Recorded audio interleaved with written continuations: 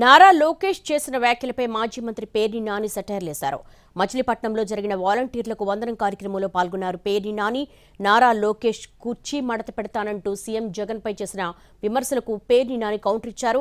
షామియానా shop నుంచి కుర్చీలు తెచ్చి మడత పెట్టుకుంటున్నారని సెటైరేశారు. కుర్చీలు మడతబెట్టినా బెంచీలు మడతబెట్టినా చంద్రబాబు నిర్వహించే సభలో ఖాళీ కుర్చీలు మడత పెట్టడానికే సమయం సరిపోదన్నారు పేర్ని నాని.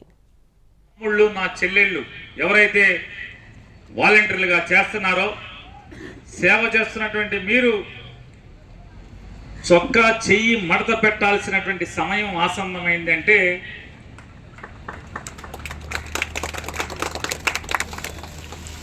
అంటే వెంటనే మీరు ఎక్కడ చొక్కా చెయ్యి మడత పెడతారో అని కంగారు పడినోడు షామియానా కొట్టు నుంచి ఒక కుర్చీ ఒకటి తెప్పించుకుని ఆ కుర్చీ మడత పెడతానంటాడు. నువ్వు కుర్చీలు మడత పెట్టినా బెంచీలు మడత పెట్టినా నువ్వు మీ నాన్న కలిసి మీటింగ్ పెడితే మీ మీటింగ్లో వేసిన కుర్చీలు ఖాళీగా ఉన్న కుర్చీలన్నీ మడత పెట్టుకుంటాకే మీకు సమయం సరిపోదేమో కానీ